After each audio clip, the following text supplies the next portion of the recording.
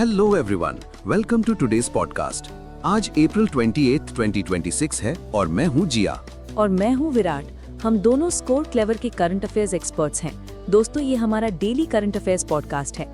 आज हम जो भी न्यूज़ डिस्कस करने वाले हैं वो स्कोर क्लेवर के daily banking premium current affairs PDF से ली गई है। बिल्कुल, और आपको पता है इस पीडीएफ का कंटेंट बहुत ही कंसाइज होता है। इसमें सिर्फ वही इन्फॉर्मेशन होती है जो एग्जाम्स के लिए जरूरी है।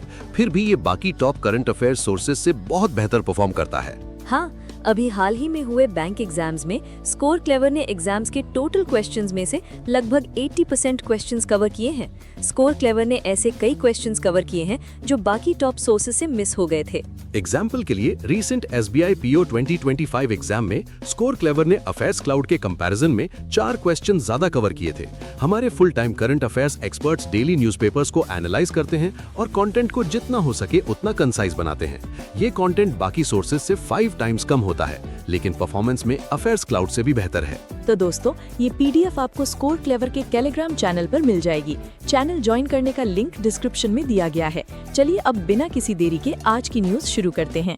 तो सबसे पहली न्यूज नेशनल कैटेगरी से है। सेंट्रल इलेक्ट्रिसिटी अथॉरिटी यानी CEA ने इंडिया की न्यूक्लियर पावर कैपेसिटी को बढ़ाने का एक बहुत बड़ा टारगेट अनाउंस किया है। बिल्कुल, अभी हमारी कैपेसिटी 8.8 गीगावाट यानी GW है, जिसे 2047 तक बढ़ाकर 100 गीगावाट करने का टारगेट रखा गया है।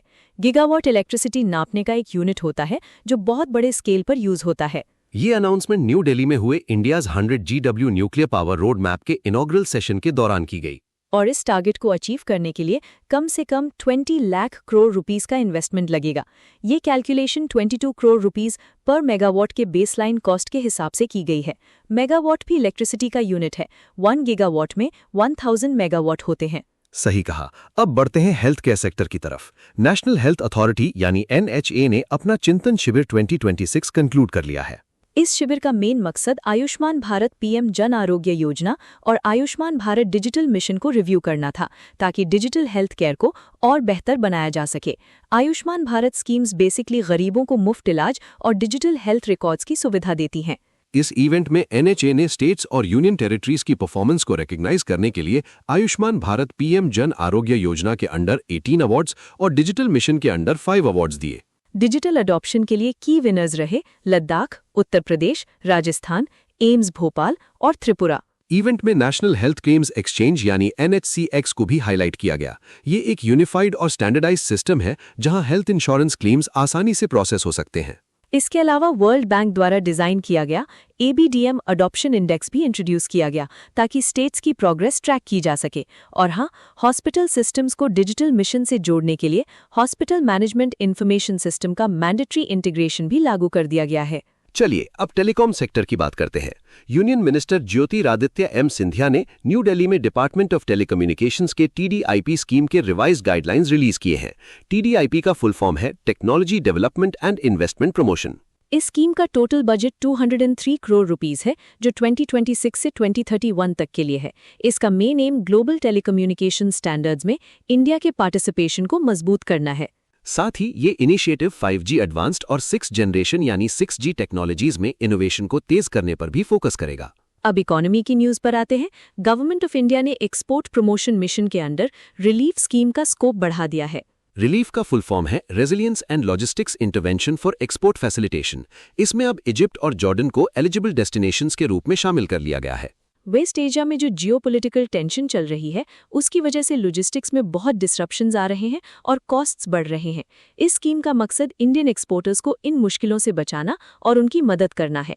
अब बात करते हैं कुछ इंपॉर्टेंट अग्रीमेंट्स की। डेटा कावेरी सिस्टम्स, जो IISc बेंगलुरु के सेंटर फॉर पब्लिक गुड का कमर्शियल आर्म है, उसने जापान की कंपनी OneStruction Inc. के साथ एक MOU साइन किया है। इस पार्टनरशिप का एम कंस्ट्रक्शन डेटा को इंडियन और जापानीज सिटीज में AI ready urban data exchange systems के साथ इंटीग्रेट करना है। इसमें OneStruction के ओपन IBM प्लेटफॉर्म को डेटा कावेरी के इंटेलिजेंट यूनिवर्सल डेटा एक्सचेंज यानी IUDX के साथ कनेक्ट किया जाएगा। आपको बता दें कि IUDX प्लेटफॉर्म फिलहाल इंडिया की 55 स्मार्ट सिटीज में ऑपरेशनल है। एक और अग्रीमेंट हुआ है लॉजिस्टिक्स सेक्टर में। डिपार्टमेंट ऑफ पोस्ट्स ने DTDC एक्सप्रेस लिमिटेड के साथ एक MOU साइन किया है। इसका मकसद इंडिया में लॉजिस्टिक्स और ई-कॉमर्स लैंडस्केप को बेहतर बनाना है। डिपार्टमेंट ऑफ पोस्ट्स के पास बहुत बड़ा फिजिकल नेटवर्क है और डीटीडीसी के पास लॉजिस्टिक्स एक्सपर्टीज है। दोनों मिलकर नेशन वाइड पार्सल डिलीवरी को काफी इंप्रूव करेंगे। दोस्तों, आगे बढ़ने से पहले आपके लिए एक बहुत इंपॉर्टेंट इन्फॉर्मेशन है। अगर आप करंट अफेयर्स और जीके याद करने में स्ट्रगल करते हैं तो आपको गूगल प्ले स्टोर से स्कोर क्लेवर ऐप जरूर डाउनलोड करना चाहिए। बिल्कुल, एस्पिरेंट्स को सबसे बड़ी प्रॉब्लम रिवीजन में आती है, पर स्कोर क्लेवर ऐप एक unique new learning technique use करता है। आप जो भी एक बार इस ऐप में याद करते हैं वो आप कभी नहीं भूलते। हाँ, ये ऐप प्रेडिक्ट कर लेता है कि आपको इन्फॉर्मेशन कब भूलने वाले हैं और ठीक उसी वक्त आपको रिवाइज करवाता है, तो आपको एग्जाम से पहले मैनुअल रिविजन्स की टेंशन लेने की बिल्कुल जरूरत नहीं है। और हाँ दोस्तों, हमें कमेंट करके जरूर बताएं कि आपको हमारा ये नया पॉडकास्ट इनिशिएटिव कैसा लगा। इस पॉडकास्ट को बनाने में बहुत मेहनत लगती है, तो अपना सपोर्ट दिखाएं, इसे लाइक करें, अपने कम से कम 5 फ्रेंड्स के साथ शेयर करें और चैनल को सब्सक्राइब करना बिल्कुल ना भूलें। चलिए अब इंटरनेशनल न्यूज की तरफ चलते हैं। यूनियन मिनिस्टर जितिन प्रसादा 2 दिन के ऑफिशियल विजिट पर चेक रिपब्लिक गए थे। वहां उन्होंने चेक रिपब्लिक के कैपिटल प्राग में 13th सेशन ऑफ इंडिया चेक Republic joint commission for economic cooperation यानी JCEC को को-चेयर किया। उनके साथ चेक काउंटरपार्ट जैन सेक्टर भी थे। इस विजिट का फोकस बायलैटरल ट्रेड, इन्वेस्टमेंट और इंडस्ट्रियल कोऑपरेशन बढ़ाना था।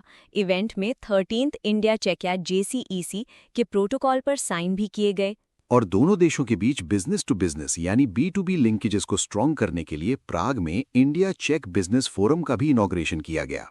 डिफेंस न्यूज में इंडियन नेवी का एक स्पेशलाइज्ड डाइविंग सपोर्ट और सबमरीन रेस्क्यू वेसल जिसका नाम INS निरीक्षक है, वो श्रीलंका के कोलंबो पहुंच गया है। ये vessel 4th edition of India Sri Lanka diving exercise में हिस्सा लेगा। इस एक्सरसाइज को INSLN डाइवेक्स 2026 कहा जाता है। इसका मकसद दोनों देशों की नेवल फोर्सेस के बीच डाइविंग ऑपरेशंस में बायलैटरल कोऑपरेशन और इंटरऑपरेबिलिटी को बढ़ाना है।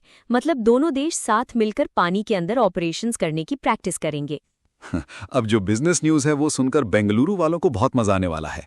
फेडेक्स एक्सप्रेस कॉर्पोरेशन यानी फेडेक्स ने IIT मद्रास के साथ मिलकर इंडिया का सबसे पहला intracity drone delivery flight trial successfully complete कर लिया है और ये बेंगलुरु में हुआ। बिल्कुल, बेंगलुरु के ट्रैफिक से बचने का क्या मस्त तरीका है। ये इनिशिएटिव IIT मद्रास के फेडेक्स स्मार्ट सेंटर के रिसर्च फ्रेमवर्क के अंडर किया गया है। इसे एम्बर विंग्स नाम के एक डीप टेक स्टार्टअप ने इम्प्लीमेंट किया है जो IIT मद्रास में ही इंक्यूबेट हुआ है। इस ट्रायल ने साबित कर दिया कि 53 किलोमीटर्स का रोड जर्नी जिसमें 60 मिनट्स लगते थे उसे 39 से 42 किलोमीटर्स के फ्लाइट रूट से रिप्लेस किया जा सकता है। इससे ट्रांजिट टाइम घटकर सिर्फ 21 मिनट्स रह गया है। स्टेट न्यूज की बात करें तो लद्दाख के लेफ्टिनेंट गवर्नर विनायक कुमार सक्सेना ने इंडिया के पहले पेट्रोग्लिफ कॉन्जर्वेशन पार्क का फाउंडेशन स्टोन रखा है। ये पार्क लेह लद्दाख में इंडस रिवर के किनारे सिंधु घाट पर बनाया जा रहा है। सेरेमनी अप्रैल 18 को हुई थी, जो वर्ल्ड हेरिटेज डे भी होता है। पेट्रोग्लिफ्स बेसिकली पुराने जमाने की रॉक कार्विंग्स या पत्थरों पर की गई नक्काशी होती है। इस साइट पर साइंटिफिक कॉन्जर्वेशन, एजुकेशन और रिसर्च को बढ़ावा देने के लिए department of archives, archaeology and museums और आर्कियोलॉजिकल सर्वे ऑफ इंडिया यानी ASI के बीच एक MOU भी साइन हुआ है। अपॉइंटमेंट्स में एक बड़ी खबर है। वीजा, जो एक ग्लोबल पेमेंट टेक्नोलॉजी कॉरपोरेशन है, उसने सुरेश सेठी को इंडिया और साउथ एशिया के लिए ग्रुप कंट्री मैनेजर अपॉइंट किया है। अवार्ड्स कैटेगरी में Rathi steel and power limited यानी RSPL को कन्फेडरेशन ऑफ इंडियन इंडस्ट्री यानी CII ने green pro eco label certification दिया है। ये सर्टिफिकेशन उनके Rathi power tech thermo mechanically treated यानी TMT रीबार्स के लिए मिला है, जो उत्तर प्रदेश के गाजियाबाद फैसिलिटी में बनते हैं। TMT रीबार्स बेसिकली कंस्ट्रक्शन में इस्तेमाल होने वाले मजबूत स्टील के सरिये होते हैं। ये certification FE 550 grade TMT rebars को कवर करता है और ये एक टाइप 1 इको लेबल है। इसका मतलब है कि ये प्रोडक्ट इंटरनेशनल स्टैंडर्ड्स के हिसाब से एनवायरनमेंट के लिए सेफ है। डिफेंस से एक और बहुत प्राउड न्यूज़ है। इंडियन आर्मी के chief of the army staff general Upendra Dwivedi को United States army war college के इंटरनेशनल हॉल ऑफ फेम में इंडक्ट किया गया है। ये कॉलेज USA के पेंसिल्वेनिया में है। जनरल द्विवेदी ये सम्मान पाने वाले तीसरे इंडियन आर्मी चीफ बन गए हैं। उनसे पहले जनरल VK सिंह और जनरल बिक्रम सिंह को भी ये सम्मान मिल चुका है। अब आते हैं स्पोर्ट्स पर। 2026 लॉरियस वर्ल्ड स्पोर्ट्स अवार्ड्स, जिन्हें ऑस्कर्स ऑफ स्पोर्ट भी कहा जाता है, स्पेन के मैड्रिड में आयोजित हुए। इस इवेंट को टेनिस स्टार नोवाक जोकोविच, जो 5 टाइम विनर हैं, और ओलंपिक्स किंग चैंपियन आइलीन गू ने को होस्ट किया। अवार्ड्स की बात करें तो 22 साल के कार्लोस अल्कराज को world sportsman of the year चुना गया है। वो ये अवार्ड जीतने वाले सबसे यंगेस्ट प्लेयर बन गए हैं। आर्यना सबलेंका ने world sports women of the year का टाइटल जीता और पेरिस सेंट जर्मेन क्लब को world team of the year का अवार्ड मिला। और दोस्तों, एक बहुत खास बात, इंडिया की विमेन क्रिकेट टीम को भी world team of the year के लिए नॉमिनेट किया गया था, क्योंकि उन्होंने 2025 में अपना पहला वनडे इंटरनेशनल वर्ल्ड कप जीता था। बिल्कुल, बहुत प्राउड मोमेंट था वो। बाकी विनर्स की बात करें तो लैंडो नॉरिस को world breakthrough of the year, Rory McIlroy को world comeback of the year और लमीन यामल को young sports person of the year मिला। क्लोई किम को वर्ल्ड एक्शन स्पोर्ट्स पर्सन और गैब्रियल अराउजू को sports person with a disability का अवार्ड मिला। जिम्नास्टिक्स लेजेंड नाडिया कोमनेची को लाइफ टाइम अचीवमेंट अवार्ड दिया गया। फॉर्मर फुटबॉलर टोनी क्रूज को स्पोर्टिंग इंस्पिरेशन अवार्ड मिला। और हाँ, फुटबॉल के जरिए वल्नरेबल कम्युनिटीज की मदद करने के लिए फुटबॉल मास ऑर्गेनाइजेशन को स्पोर्ट फॉर गुड अवार्ड से सम्मानित किया गया। फुटबॉल से जुड़ी एक और न्यूज है। Federation international the football association यानी फीफा ने इंडिया को विमेंस डेवलपमेंट प्रोग्राम के लिए सिलेक्ट किया है। इस प्रोग्राम का नाम कमर्शियल स्ट्रैटेजी 2026 है और इसमें टोटल 12 नेशंस को सिलेक्ट किया गया है। इसका मकसद ग्लोबल लेवल पर विमेंस फुटबॉल को कमर्शियली वायबल बनाना और उसे एक प्रोफेशनल फ्रेमवर्क देना है। इंडिया के अलावा बाकी पार्टिसिपेटिंग कंट्रीज हैं Germany, Netherlands, Sweden, Scotland, Canada, Mexico, Finland, Ghana, Jordan, Lithuania और पैराग्वे। फीफा के बारे में थोड़ी बेसिक डिटेल्स भी बता देते हैं। इसके प्रेसिडेंट जियानी इन्फेंटिनो है। इसका हेडक्वार्टर स्विट्जरलैंड के ज्यूरिक में है और ये 1904 में एस्टैब्लिश हुआ था। आखिर में कुछ ओबिचुअरीज डिस्कस कर लेते हैं। मशहूर इंडियन फोटोग्राफर रघु राय जी का 83 की उम्र में निधन हो गया है। उन्हें father of Indian photo journalism भी कहा जाता था। उन्हें 1972 में पद्मश्री मिला था। 1977 में वो international cooperative magnum photos join करने वाले पहले इंडियन फोटोग्राफर बने थे। उन्हें हेनरी कार्टियर ब्रेसो ने नॉमिनेट किया था। 2017 में ministry of information and broadcasting ने उन्हें लाइफ टाइम अचीवमेंट अवार्ड दिया था और 2019 में उन्हें एकेडमी डे बो आर्ट्स फोटोग्राफी अवार्ड भी मिला था। एक और दुखद खबर है, फॉर्मर इंडियन हॉकी प्लेयर और ओलंपियन गुरबख्श सिंह ग्रेवाल जी का 84 की उम्र में निधन हो गया है। वो उस इंडियन टीम का हिस्सा थे जिन्होंने 1968 मेक्सिको सिटी ओलंपिक्स में ब्रॉन्ज मेडल जीता था। तो दोस्तों, इसी के साथ आज का करंट अफेयर्स डिस्कशन खत्म होता है। जाने से पहले एक जबरदस्त अनाउंसमेंट है। बिल्कुल, आप सभी टेलीग्राम पर हमारा करंट अफेयर्स लीग जरूर ज्वाइन करें। यहाँ डेली रात 8 बजे उसी दिन के करंट अफेयर्स का क्विज होता है। ये क्विज बिल्कुल IPL फॉर करंट अफेयर्स की तरह है। हर महीने एक नई लीग शुरू होती है और मंथ एंड तक स्कोर्स काउंट किए जाते हैं। और जो विनर्स होते हैं उन्हें बहुत एक्साइटिंग रिवॉर्ड्स मिलते हैं। तो अपनी प्रिपरेशन को मजेदार बनाएं और करंट अफेयर्स लीग को जरूर ज्वाइन करें। चैनल का ज्वाइनिंग लिंक डिस्क्रिप्शन में दिया गया है। आज के लिए बस इतना ही। कल फिर मिलेंगे नई खबरों के साथ। Keep learning, keep scoring.